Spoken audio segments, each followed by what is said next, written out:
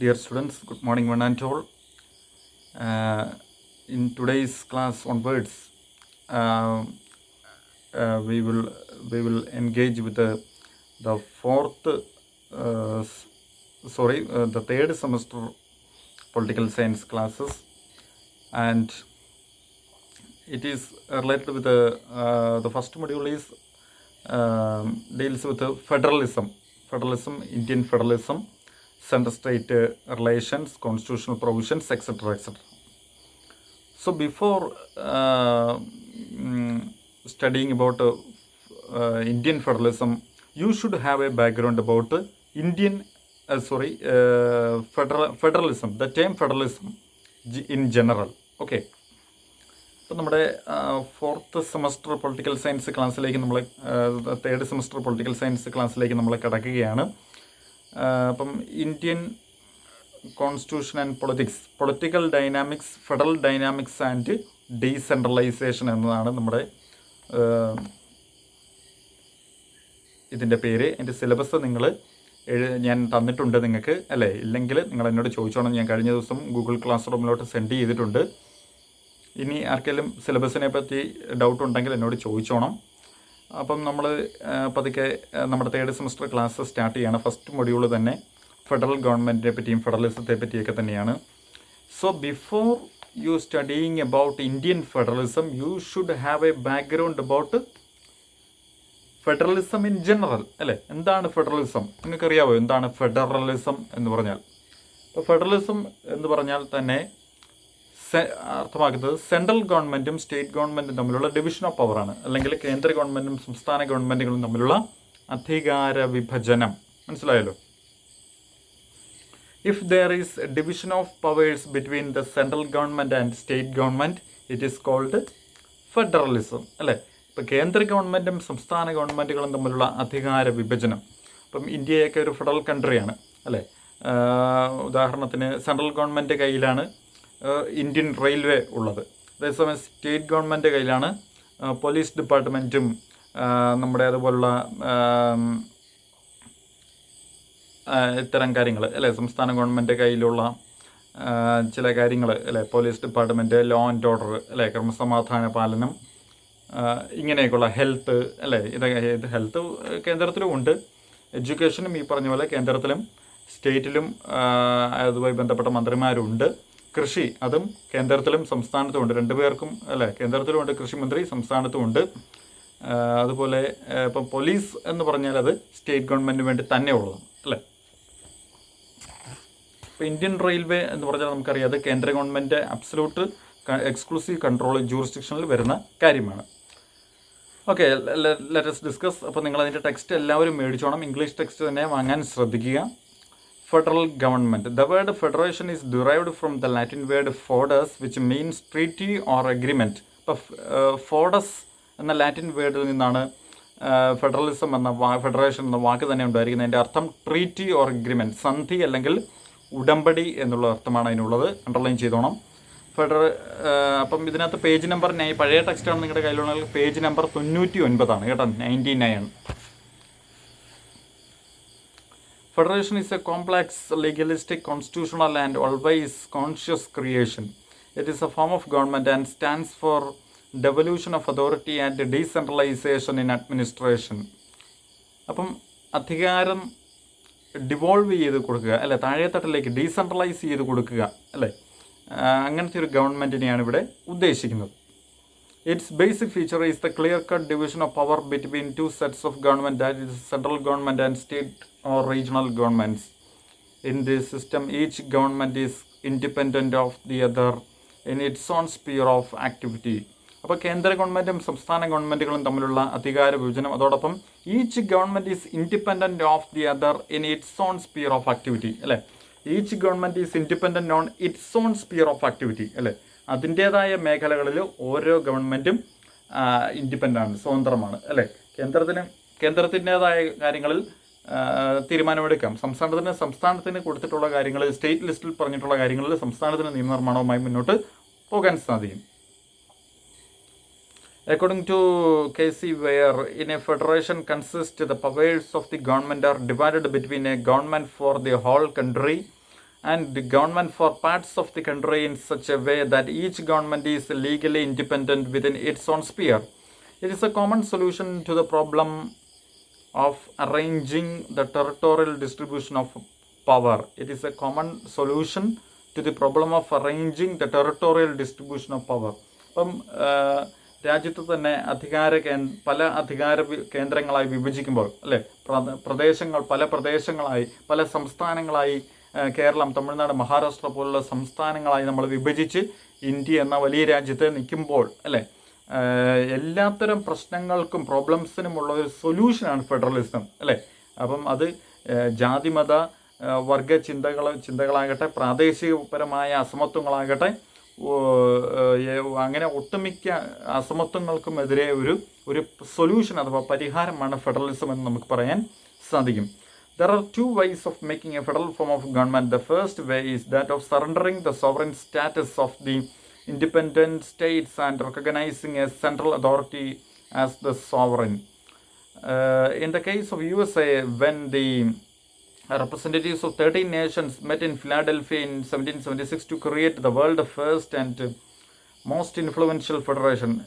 The second way of the creating a federation is by splitting a big unitary government for the administrative convenience. For example, the countries like India, Australia, Brazil, etc.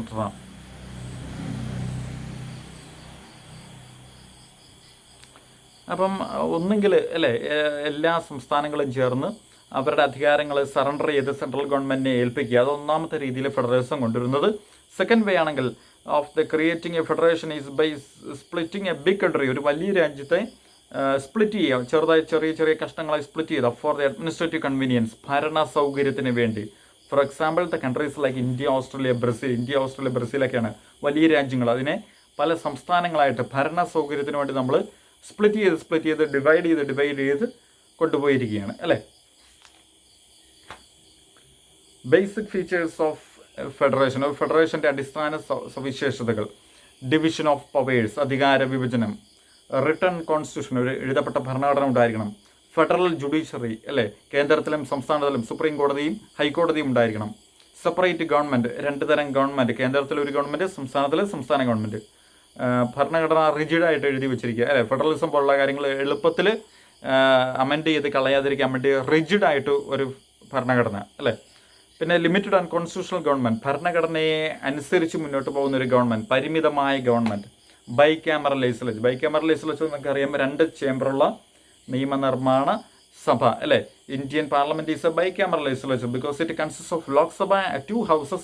First one is Lok Sabha and the second is Rajya Sabha. Okay, Lok Sabha represents people whereas Rajya Sabha represents states. Okay, Lok Sabha ജനങ്ങളെ പ്രതിനിധീകരിക്കുമ്പോൾ രാജ്യസഭ സംസ്ഥാനങ്ങളെ represent ചെയ്യുന്നു. Okay, necessary conditions of a federation, ഒരു ഫെഡറേഷൻ്റെ അത്യാവശ്യം വരുന്ന conditions: geographical continuity, ഭൂമിശാസ്ത്രപരമായ ഒരു ഒരുമ ഉണ്ടായിരിക്കണം; purposeful desire for the formation of a union, ഒരു യൂണിയൻ ഫോം ചെയ്യണമെന്നുള്ള ഒരു ലക്ഷ്യം, ഒരു അടങ്ങാത്ത ആഗ്രഹം; absence of marked inequality among യൂണിറ്റ്സിൻ്റെ അർത്ഥം സ്റ്റേറ്റ്സ് എന്നാണ് കേട്ടോ. സ്റ്റേറ്റുകൾ തമ്മിൽ ഒരു ഇൻഇക്വാളിറ്റി ഉണ്ടാകരുത്, അസമത്വം ഉണ്ടാകരുത് അല്ലേ. ഇപ്പോൾ കേരളം, തമിഴ്നാട്, പഞ്ചാബ് പോലുള്ള സംസ്ഥാനങ്ങൾക്കിടയിൽ വലിയ അസമത്വങ്ങളോ അന്തരങ്ങളോ ഉണ്ടായിരിക്കരുത് അല്ലേ. ഇപ്പോൾ കേരളത്തിൽ ജനങ്ങൾക്കെല്ലാം വലിയ വരുമാനവും തമിഴ്നാട്ടിൽ കുറഞ്ഞ വരുമാനവും എന്നുള്ള രീതി അത് ഉണ്ടാകരുത് അല്ലേ.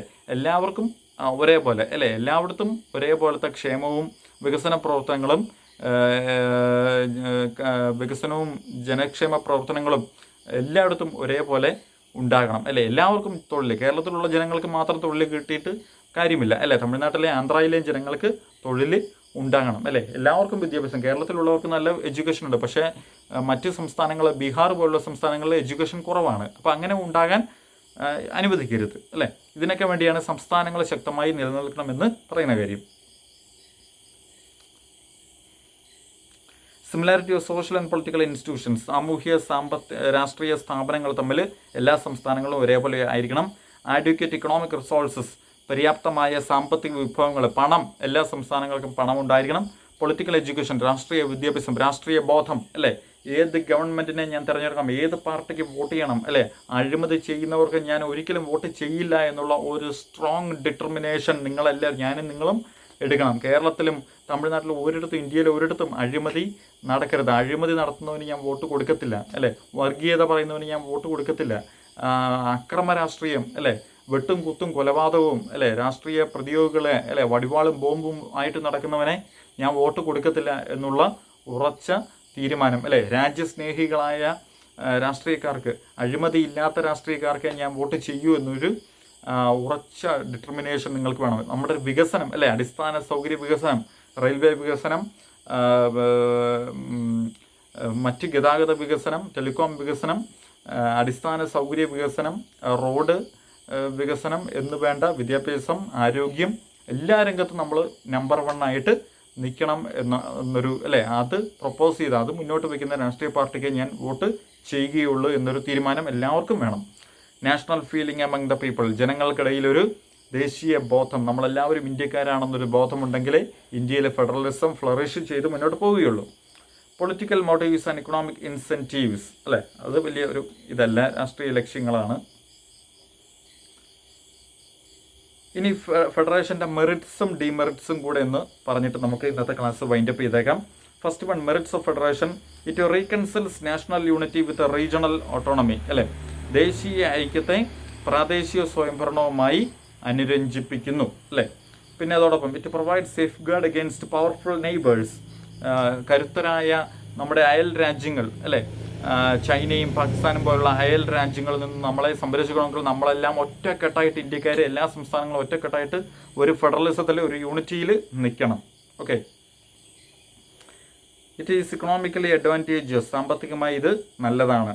ഇറ്റ് എൻഹാൻസസ് ഇൻ്റർനാഷണൽ പ്രസ്റ്റീജ്, അല്ലേ, രാജ്യത്ത് മുഴുവൻ ഇന്ത്യക്കാർ ഒറ്റക്കെട്ടാണ് എന്നൊരു ബോധം, അല്ലേ, അന്തർദേശീയ സമൂഹത്തിന് തന്നെ അതൊരു അഭിമാനം ഉളവാക്കുന്നതായിരിക്കും.